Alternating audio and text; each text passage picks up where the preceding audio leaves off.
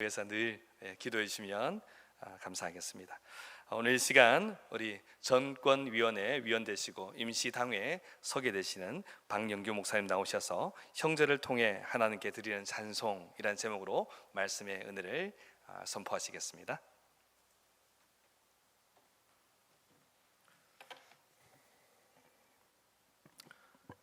네, 반갑습니다.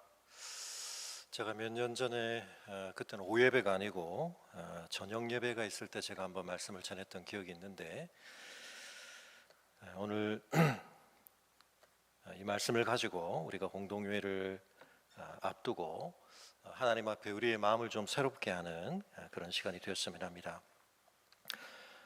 본문으로 읽은 사도행전 9장은 여러분 모두가 너무나 잘 아시는 사건을 다루고 있습니다. 예수님을 제외하고 어떻게 보면 성경에 등장하는 인물 중에 가장 중요한 사람 중 한 사람이라고 말할 수도 있는 바울이 어떻게 바울이 되었나라고 하는 것과 관련하여 대단히 중요한 사건이 기록이 되어 있는데 이 바울이 신약 성경의 거의 절반에 가까운 서신서를 쓴 사람입니다. 그의 전도를 통하여서 서양 문명사가 바뀌었다. 꼭 기독교 신앙을 제외하고라도 그런 막대한 영향을 끼친 사람, 이 바울의 걸음이 어느 방향으로 향해졌느냐에 따라 서구의 문명사가 바뀌었다, 그렇게 평가를 받기도 하는 사람입니다. 그러나 잘 아시듯이 오늘 본문의 전반부에 다뤄지는 내용을 보면 바울은 처음부터 그런 인생길을 갔던 사람은 아닙니다. 오히려 정반대의 길을 가고 있었습니다. 그가 다메섹이라고 하는 지방으로 갔던 이유도 그곳에 모여있는 그리스도인들의 무리를 결박하여 체포하여 예루살렘으로 잡아가기 위하여 공회로부터 위임을 받아서 공문을 가지고 그 길을 가고 있었다는 것입니다. 왜 바울은 이런 길을 가고 있었을까? 혹시 여러분 그런 생각을 해보셨습니까? 여러분, 이런 일을 한다는 것도 보통 열심이 없이는 되지 않는 일입니다. 그렇다면 바울은 어떤 이유로 이런 길을 이토록 열심히 가고 있었던 것일까? 여러 가지 이유가 있습니다만 그것은 지금 바울의 손에, 사울의 손에 공문을 쥐어주었던 당시의 종교 지도자들, 대제사장, 서기관, 바리새인들, 이런 사람들이 중심이 되어서 바로 예수님을 십자가형으로 제거했을 때 이 사람들이 골몰하며 긴 회의와 큰 씨름들 가운데 그 방법을 택한 것과 중요한 관련이 있습니다. 예수님을 제거하는 것만이 목적이었다면 자격을 보낼 수도 있고 이러저러한 방식으로 예수님을 제거할 수 있었을 텐데 왜 이 사람들이 예수님을 제거하는데 그토록 어려움이 컸나? 그 배경 지식 중에 하나는 수많은 사람들이 예수님에 대해서 이분이 메시아일지 모른다, 하나님께서 구약에 약속하신 메시아일지 모른다라는 엄청난 기대를 가지고 그분의 가르치심을 들을 때, 그분이 행하시는 놀라운 기적과 치유와 축사의 일들을 볼 때 이분은 뭔가 특별한 분이다, 그런 기대를 가지고 있었기 때문입니다. 그래서 예수님을 자칫 잘못 대했다가는 역풍을 만날 수 있었기 때문에 그들이 주의를 기울이지 않을 수 없었습니다. 그들에게는 어떤 의미에서 하나님보다 훨씬 중요한 것이 사람들이 자신들을 어떻게 인정해 주는가, 이 백성들 앞에서 자신들이 존경을 받고 이 백성들 위해서 자신들이 권위를 가지고 주장을 할 수 있어야 되는데 그러려면 이 백성들이 원하는 것에 대해서 그것을 함부로 다룰 수가 없었던 것입니다. 그러나 예수님의 영향력이 커지면 커질수록 이 사람들은 예수님을 반드시 제거해야 했습니다. 딜레마가 있었던 것이죠. 제거는 해야 되는데 자칫 잘못된 방식으로 예수님을 제거했다가는 큰 어려움을 겪을 수 있다. 그래서 엄청난 고민과 회의를 했다는 것이 성경 곳곳에도 기록이 되어 있습니다. 그들이 택한 방법은 무엇입니까? 로마의 힘을 빌어 십자가형을 택하도록 하는 것이었습니다. 그래서 빌라도에게 예수님을 고발하게 됩니다. 자신들이 종교 회의를 통해서 예수님에 대해서 신성모독적인 그런 죄를 적용하기는 했지만 처형을 자신들이 직접 하지 않았습니다. 종교적인 문제로 자신들이 처리를 할 때는 돌로 쳐 죽이면 되는데 신약시대에 바로 스데반이 그렇게 죽었습니다. 사울이 스데반이 그렇게 죽을 때 옆에 있었습니다. 그 방법이 가능했습니다. 그러나 그 방법을 택하지 않았습니다. 그들이 로마의 형으로, 로마의 처형법인 십자가형으로 예수님을 몰고 간 데는 나름의 중요한 이유가 있었습니다. 그것이 신명기 21장에 나와 있는 율법과 관련이 있는데요. 신명기 21장 23절에 이런 내용이 있습니다. 22절 23절 제가 읽습니다. 사람이 만일 죽을 죄를 범함으로 내가 그를 죽여 나무 위에 달거든 그 시체를 나무 위에 밤새도록 두지 말고 그날에 장사하여 내 하나님 여호와께서 내게 기업으로 주시는 땅을 더럽히지 말라. 나무에 달린 자는 하나님께 저주를 받았음이니라.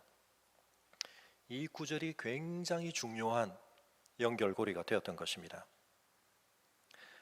로마의 십자가형은 사람을 나무에 달아 처형하는 방식입니다. 고대인들이, 갈대아인이나 고대인들이, 야만인들이 사용했던 방식을 로마가 채택을 해서 자기들에게 반역을 한 사람들을 제거하는 방식으로 활용을 했습니다. 로마 시민에게는 이 방법을 사용하지 않았습니다. 너무 끔찍했기 때문입니다. 사람을 빨리 죽이는 방법이 아닙니다.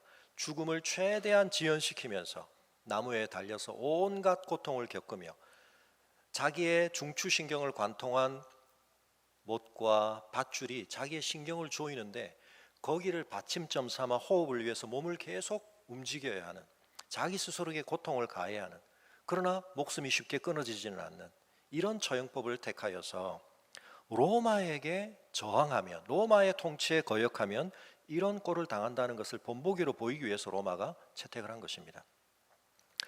왜 종교 지도자들이 빌라도가 예수님께 이 처형을 적용할 만한 죄가 발견되지 않는다고 함에도 불구하고 백성들을 동원하여 압력을 넣으면서까지 이 처형법으로 예수님을 몰고 갔는가?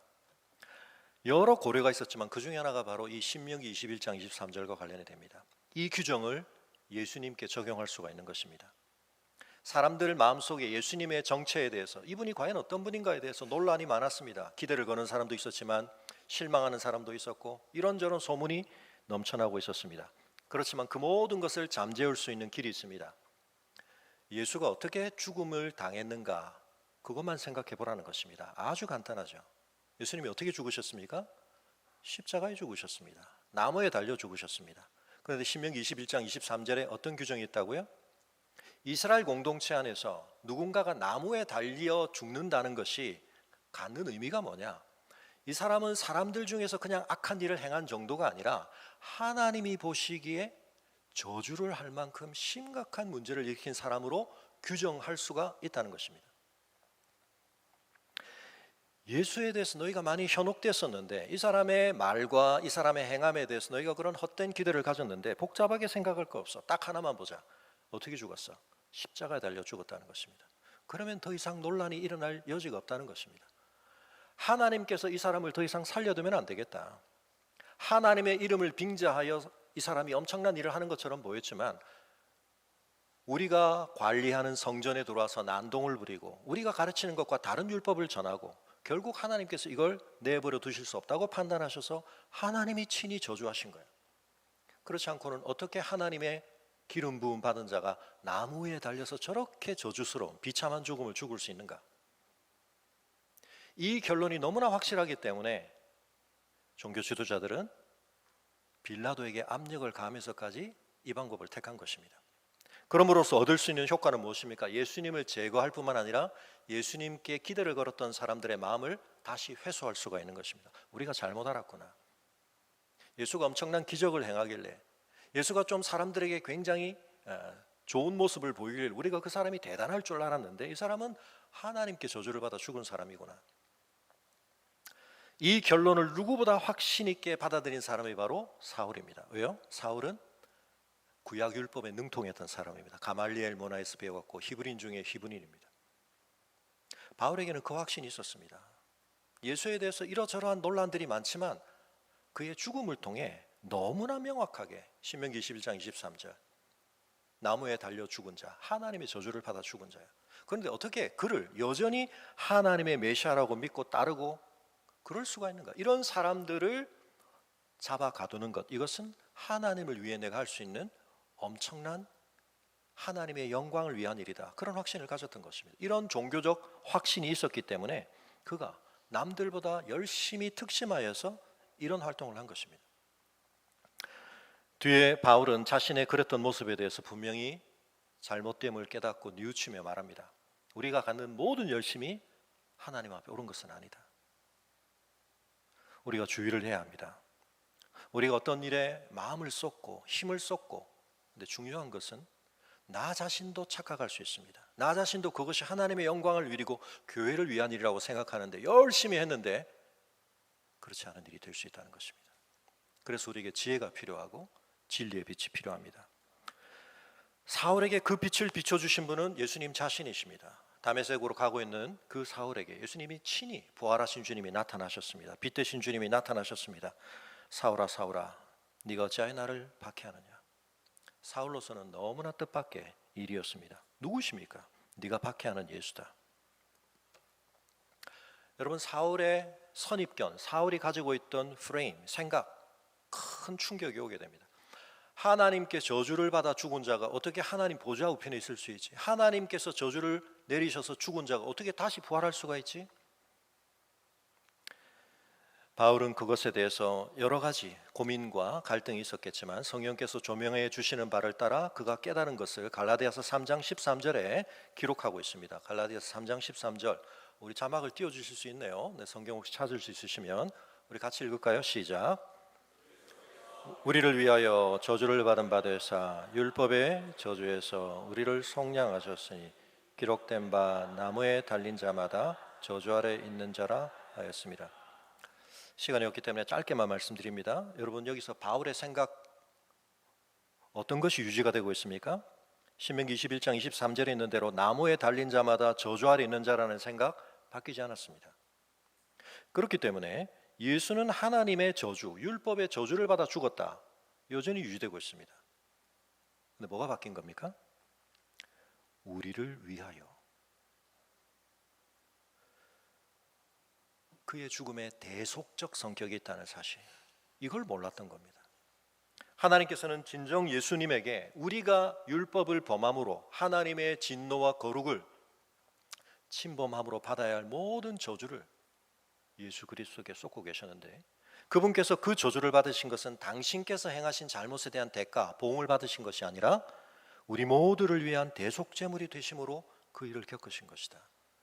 그가 깨닫지 못했기 때문에, 진리를 온전히 알지 못했기 때문에, 그렇게 온전히 알지 못한 진리를 거슬러 가진 확신으로 그가 살아왔던 그 열심에 대해서 돌이킬 수 있도록 예수님께서 친히 그가 놓치고 있는 것, 그가 빠뜨리고 있는 것, 진리 가운데 나타내신 것입니다. 여러분, 우리의 확신에 대해서도 마찬가지입니다. 우리가 몇 가지 사건에 대해서, 몇 가지 사실에 대해서 누가 하는 말을 듣고 너무 과한 확신을 가지면 안 됩니다. 우리가 알아야 할 사태의 복잡성에 비해서 우리가 들은 정보 몇 가지가 때로 우리를 오판하게 할 수 있습니다. 아, 그랬구나. 나 다른 거 들을 필요 없어. 나 그거 한 가지만 딱 들으면 그 사람에 대해서 판단할 수 있어. 조심해야 됩니다. 남편과 아내끼리도 마찬가지고요. 부모와 자식끼리도 마찬가지입니다. 내가 저 사람 다 알아. 여러분, 그 생각 때문에 수많은 관계가 깨진다는 사실을 기억하시기 바랍니다. 남편과 아내로 평생을 살아도 내 몸으로 낳은 자식이지만 여러분, 다 알 수 없는 게 사람입니다. 그래서 우리가 사람을 판단할 때 조심해야 하는 것입니다. 몇 가지 내용에 대한 판단을 가지고 내가 마치 모든 것을 아는 것처럼 모든 상황에 대해서 비추어, 그러면 그렇지, 이걸로 다 판단할 수 있어. 사울이 그렇게 예수님을 판단했다가 가지 말았어야 할 길을 그렇게 열심히 갔던 것입니다. 교회 공동체 안에서도 마찬가지입니다. 많은 말들이 돕니다. 그 중에는 일부 사실도 있습니다. 그러나 거기는 해석도 있습니다. 추론도 있습니다. 이런 것들이 충분히 확인되지 않은 채 서로의 말들이 옮겨 가다 보면 이 안에 사울들이 많이 생길 수 있습니다. 얼마나 안타까운지 모릅니다. 나는 하나님 앞에 열심을 가집니다. 교회를 위한 것입니다. 그런데 하나님께서 영광 받지 않으십니다. 오늘 우리가 주목하려고 하는 것은 그런데 이 사울 이야기보다 더 중요하게 그 다음 등장하는 사람입니다. 여러분, 예수님께서, 하나님께서 사울을 어떤 의미에서는 직접 부르셨습니다. 사도로 부르셨습니다. 그래서 이 바울의 사도직에 대해서 나중에 논란이 많이 됩니다. 예수님의 공생애를 같이 다닌 사도들과 뭔가 격이 다르다. 이 사람은 사도권에 문제가 있다. 공격을 많이 받지만 바울이 꿈쩍하지 않고 이 점에 대해서 분명히 밝힙니다. 나는 주님이 직접 부르셨다. 맞습니다. 그런데 여러분, 이렇게 직접 부른 사도에 대해서 예수님께서 지금 이상한 조치를 하나 취하십니다. 뭐죠? 누군가를 기다리게 하십니다. 누군가의 만남을 주선하십니다. 아나니아라는 사람입니다. 우리가 사도행전 앞에서 만나는 그 아나니아와는 다른 사람입니다. 이 사람에 대해서는 이 장면 말고는 우리가 더 특별한 추가적인 정보를 얻을 수 있는 내용이 성경에 없습니다. 근데 그는 예수님의 제자였습니다. 근데 그 아나니아에게 예수님께서 당신을 나타내십니다. 이원 작전을 펼치시는 겁니다. 여기서 지금 사울을 만나셨는데 여기 있는 다메섹에 있는 아나니아를 또 만나십니다. 왜 이중으로 번거롭게 이런 과정을 거치십니까? 여러분, 이런 일은 사도행전 뒤에 계속 나옵니다. 베드로에게, 고넬료에게 따로 말씀을 주셔서 그들이 확인하게 하십니다. 이 과정이 사도행전 안에서 중요하게 나옵니다. 여러분, 하나님께서 이런 과정을 쓰시는 이유는 우리가 서로에게 필요한 존재가 되게 하시고, 하나님의 뜻을 내가 직통계시로, 나는 하나님께 그렇게 말씀을 받아서 이것 가지고 우리가 서로를 주장하는 것이 아니라 서로가 그것을 확인하도록, 그래서 우리가 주님 안에서 소중한 한 몸이라는 것을 고백하도록 하시는 것인데, 근데 여러분, 이 아나니아가 주님의 말씀을 듣고 좀 이상한 반응을 보입니다. 일어나 집가라는 거리로 가서 유다의 집에서 다소 사람 사울이라는 사람을 찾아라. 그가 지금 기도하고 있다.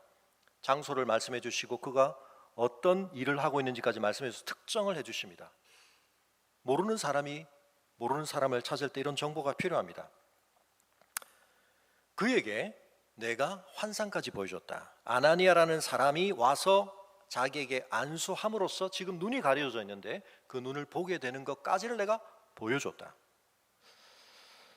여러분, 이쯤 되면 주님께서 여러분에게 이 정도 어떤 지시를 내리시면 우리가 취해야 될 태도는 뭐죠? 군말 없이 즉각 순종하는 거죠. 목사님을 통해 말씀하신 게 아닙니다. 주님이 직접 말씀하신 것입니다. 그런데 여기서 아나니아가 대꾸를 합니다. 말대꾸를 합니다. 뭐라고 합니까? 주여, 이 사람에 대하여 내가 여러 사람에게 듣사온즉, 지금 주님에게 정보 제공을 하는 것처럼 보이지만 주님께서 그거 모르시겠습니까? 아시죠?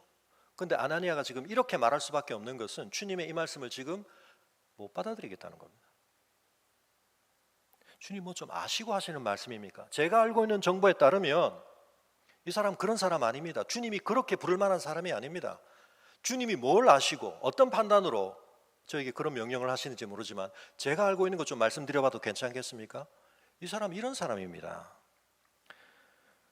한두 사람에 제가 들은 얘기가 아닙니다. 여러 사람한테 들었습니다. 예루살렘에서 주의 성도들에게 적지 않은 해를 끼쳤습니다.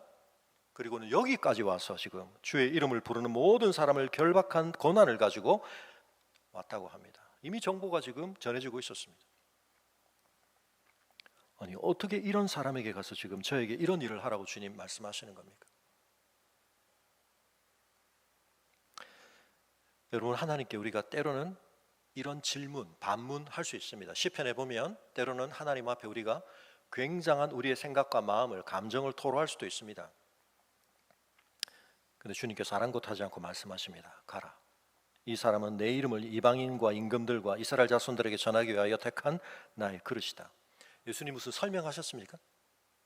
아, 그때는 말이야, 사울이 지금 이런 판단을 해서 이랬는데, 긴 설명이 없습니다. 주님이 하신 말씀은 뭐죠? 내가 택했다. 여러분, 우리의 나름의 판단이 있고 우리 나름의 생각들이 있는데 누가 그걸 깡그리 무시하듯이 그냥 가, 그렇게 말하면 여러분 고분고분 가시겠습니까? 주님이 말씀하셨으니까 어쩔 수 없이 간다고 쳐도, 여러분, 제가 이 아나니아 입장에 있다고 생각을 했을 때 지금 주님이 어떻게 이런 사람을 부르시나? 교회를 핍박했던 사람, 교회를 망가뜨리는 데 앞장섰던 사람, 어떻게 이런 사람한테 주님이 이런 계획을 품으실 수가 있고, 나는 못 받아들여요. 여러분, 그런 대표적인 사람 중에 한 사람이 구약에 있었으면 누구죠? 마카파 선지자 요나. 주님이 가라고 하시는데 갔다가 니느웨에 회개를 선포하여서 그 사람들이 회개하면 이스라엘과 원수 관계에 있었던 아수르가 혹시나 회개할까 봐 저거 못 받아들입니다. 순종 안 했습니다. 아나니아도 그럴 수 있었습니다. 근데 갑니다. 갔는데 그의 집에 들어가서 사울을 알아봅니다. 안수를 합니다. 그 다음이 중요합니다. 여러분 17절 천천히 읽어보시죠. 아나니아가 떠나 그 집에 들어가서 그에게 안수하여 이르되, 거기까지. 저 같으면 안수를 하되 어떻게 안수를 할까요? 안수가 아니고 이제 안차를 하는 거죠. 이럴 때 머리를 한 대 치고, 이런 정신 차리라고. 저 지금까지 행한 잘못에 대해서 그 정도는 표현해도 되지 않을까요? 그리고 옛다 하는 심정으로, 주님이 난 이거 정말 하기 싫은데 주님이 이렇게 하라고 하시니까 한다, 그런 태도 볼 수 있죠. 근데 여러분, 아나니아가 어떻게 했습니까? 이르되 형제 사울아. 여러분, 우리가 교회 안에서 형제님, 자매님, 물론 우리가 직분이 있기 때문에 뭐 목사님, 장로님, 집사님 이런 이제 표현들을 더 많이 씁니다만, 기본적으로 우리가 서로를 형제, 자매라고 부를 때 그 말 속에 어마어마한 고백이 담겨 있다는 사실을 기억하시기 바랍니다. 제가 이 말씀에 충격을 받고, 제 아이디가 아델포스입니다. 아델포스. 이게 헬라어로, 신약을 기록한 헬라어, 그리스 말로 형제라는 뜻입니다. 제가 이 장면에 제가 충격을 받고, 여러분, 아나니아라는 사람의 신앙이 어떠했는지를 우리가 알 길은 없습니다. 근데 이 고백 하나에서 우리가 그의 하나님께 대한 믿음을 확인할 수 있습니다. 어떻게 해요? 이 말도 안 되는 사람을 내가 어떻게, 여러분, 김 집사, 우리 박 집사, 나랑 그렇게 가까웠던 사람들을 감옥에 집어넣고 심지어 죽는데 내어준 사람 만났다고 생각해 보십시오. 내가 욕은 안 해도, 주먹질은 안 해도 어떻게 곱게 그냥 대할 수 있습니까? 근데 그 사람에 대해서 주님께서 내리신 판단을 인정해서 내 태도를 바꾼 겁니다. 뭐라고요? 원수야라고 불러야 할 사람을 형제 사울아. 아나니아가 사울을 부르고 있지만 그 전에 마음으로 누군가를 먼저 부르는 거죠. 누구를 부르는 겁니까? 나와 사울 모두를 아들 삼으신, 자녀 삼으신 우리의 한 아버지를 부르는 겁니다. 장례를 참 지내면서 요즘 안타까운 것 중에 하나는, 형제 자매 간에 유산 놓고, 얼마 되지도 않는 유산 놓고 싸우고 법원 가고 기가 막힌 일들이 많습니다. 교회 안에서도 마찬가지입니다. 같이 신앙생활 하던 형제 자매들입니다. 혈육의 형제 자매입니다. 평생 안 봅니다. 여러분, 부모가 유산 남겨가지고 자녀들이 그렇게 되는 거 하늘나라에서 부모가 보면 뭐라고 생각하겠습니까? 내가 유산을 남겨줘서 그래도 우리 자녀들에게 내가 참 기여를 했다. 아니죠. 부모에게 가장 고통스러운 자녀들의 불효 중에 하나는 불화입니다. 형제 자매가 서로 무시하고 갈등하고 분열하고 부모 앞에서 싸우는 겁니다. 여러분 자녀가 여러분 앞에서 아랑곳하지 않고 자기들의 어떤 이익 때문에 싸우고 주먹 다짐하고, 여러분 그럼 부모의 심정이 어떤 마음이 듭니까? 나보고 나가 죽으라는 얘기구나, 그런 마음 드시겠죠. 내 앞에서 이런 꼴을 벌리다니. 아나니아가 하나님을 어떻게 인정했는가, 그가 어떤 찬송을 했는가, 다른 곳으로 우리가 찾을 길은 없습니다. 그러나 여러분, 이 말 속에 찬송이 담겨 있는 겁니다. 사울을 향해 형제라고 부르는 말 속에 너를 자녀 삼으신, 그리고 나를 자녀 삼으신 아버지의 주권에 대해서 뭘 하는 겁니까? 인정하는 것. 그분이 내 아버지시고 그분이 네 아버지시니까 나하고 너 사이는 아무 관계 없지만 너는 내 형제야.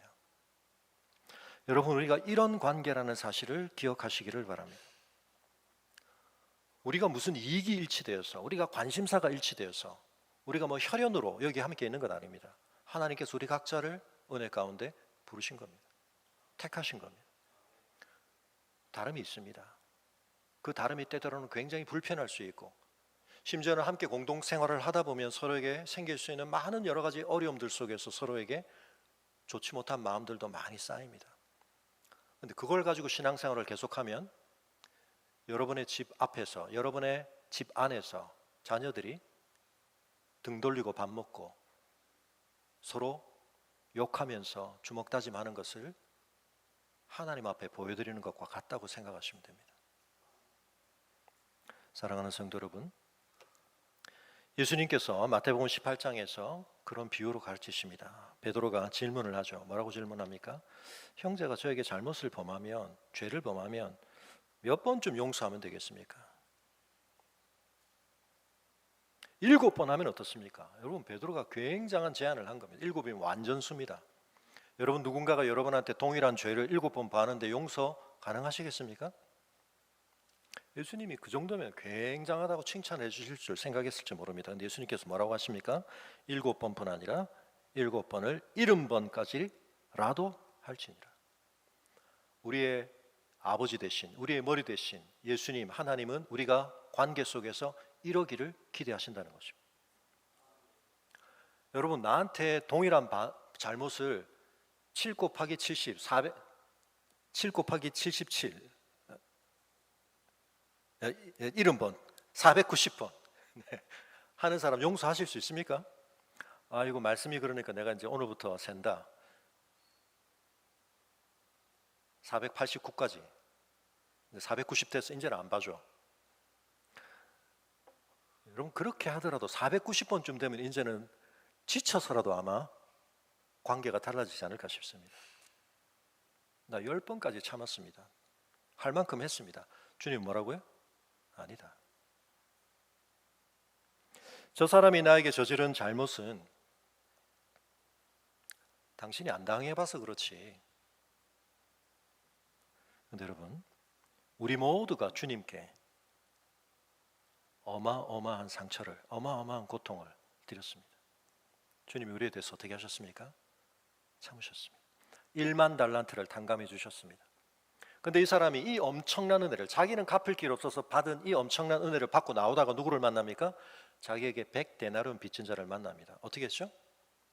내가 지금 1만 달란트, 내 가족 다 동원해서 노동을 해도 평생 갚을 수 없는 이 어마어마한 빚을 탕감해 주신 이 은혜를 받고 나오는 길이라 당신 오늘 나 잘 만났어. 100데나리온, 그게 뭐 문제야? 나 1만 달란트 탕감받았는데. 이게 마땅한 모습 아닙니까? 근데 어떻게 했습니까? 멱살을 잡습니다. 왜 안 갚냐? 그 다음 결과가 어떻게 됐죠? 주인이 다시 부릅니다. 너 내가 지금 1만 달란트를 탕감해 줬는데 너 가다가 100데나리온 빚진 사람 멱살 잡고 감옥에 보냈다며? 네가 한 대로 동일하게 돌려줄게. 다시 감옥에 가라. 다시 갚아라. 여러분, 우리는 우리에게 빚진 자의 멱살을 잡으면서 내 권리를 주장한다고 생각할 수 있습니다. 이건 내가 받아야지. 그리고 이걸 못 받았기 때문에 내가 지금까지 굉장히 삶이 불편하고 힘들었어. 굉장히 지혜로운 것 같죠. 자기 이익을 잘 따지는 것 같죠. 뭘 빠뜨린 겁니까? 내가 1만 달란트 탕감받았다는 사실을 그 사실에 적용하지 않으니까 하나님께서 주셨는데 적용하지 않는 은혜는 어떻게 하십니까? 회수하십니다. 너는 내가 은혜를 줬지만 너한테는 그 은혜는 없는 것과 같구나. 안 받은 셈 치고 있구나. 그럼 거기 뭐가 임합니까? 은혜가 사라진 곳에 저주가 임하는 것입니다. 여러분, 우리가 같이 아픔을 주고받을 수 있습니다. 상처를 주고받을 수 있습니다. 이걸 서로에게 끝끝내 받아내야 될 1만 달란트, 아니 100데나리온이라고 생각을 하고 이 멱살을 잡은 손을 놓지 않는 그 과정에서 내가 무슨 일을 하고 있는지를 알라는 것입니다. 하나님께서 나에게 부어주신 어마어마한 은혜의 통로를 내가 꽉 잡고 쪼고 있다는 것. 누가 죽습니까? 내가 죽는 겁니다. 저는 하나님이 주시는 1만 달란트 필요 없고요. 저는 이 100데나리온은 꼭 받아야 되겠어요. 이걸 받아낸다면 제가 1만 달란트 못 받는 거죠? 괜찮습니다. 여러분, 이게 얼마나 멍청한 짓입니까? 수많은 하나님의 사람들이 이런 어리석은 상태에서 하나님이 주신 은혜를 자신 안에 활성화하지 못하고, 은혜는 받았는데 그 은혜를 내 안에 누리지 못하고, 여러분, 그럼 누가 좋아하죠? 사단이 좋아하는 겁니다. 예수 그리스도의 십자가에서 어마어마한 1만 달란트 탕감의 은혜는 쏟아졌는데 그 효력이 아무 곳에서도 나타나지 않으니까. 여러분, 그래서 요한 1서에서 뭐라고 우리에게 경고하십니까? 너희가 형제를 사랑하지 않으면 거짓말하는 자다. 나 하나님께 은혜를 받았다. 나 하나님과 사귐이 있다. 글쎄, 눈에 보이는 바 형제를 사랑하지 않으면서 눈에 보이지 않는 하나님을 사랑한다는 말이 과연 진실인지 점검해 봐야 한다는 것입니다. 여러분, 요한일서 4장에 이렇게 말씀하십니다.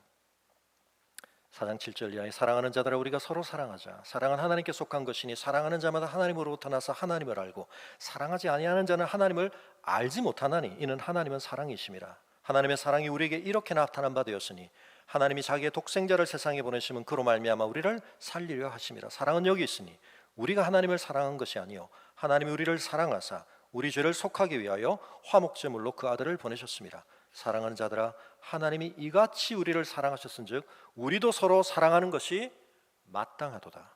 어느 때나 하나님을 본 사람이 없으되 만일 우리가 서로 사랑하면 하나님이 우리 안에 거하시고 그의 사랑이 우리 안에 온전히 이루어지느니라. 그의 성령을 우리에게 주심으로 우리가 그 안에 거하고 그가 우리 안에 거하시는 줄을 아느니라. 여러분, 우리가 이 사랑을 나눌 때 14절 아버지가 아들을 세상의 구주로 보내신 것을 우리가 보았고 또 증언하노니. 여러분, 이렇게 할 때 이 온 세상이 하나님의 사랑을 알게 된다고 말씀하고 있습니다. 말씀을 맺으면서 한 말씀만 더 드립니다. 예수님께서 이 땅 위에서 하신 가장 긴 기도를 기록한 것은 요한복음 17장입니다. 주기도문은 예수님이 하신 기도가 아니고 우리에게 이렇게 기도하라고 가르치신 것이고요. 요한복음 17장에 보면 14, 15, 16장에 걸쳐서 위대한 설교를 행하신 뒤에 대제사장의 기도를 남기시는데, 여러분, 이 기도 속에서 예수님이 반복해서 강조하신 가장 중요한 주제가 무엇입니까? 아버지와 내가 하나인 것처럼 저들이 하나가 되게 하여 주옵소서. 주님의 가장 간절한 소원입니다. 이게 깨어지는 걸 누가 가장 기뻐할까요? 사단이 가장 기뻐합니다. 저는 외사리 교회가 하나님을 기쁘시게 하는 교회가 될 수 있기를 바랍니다. 주님이 흘려주신 은혜가 헛되지 않는 교회가 될 수 있기를 바랍니다.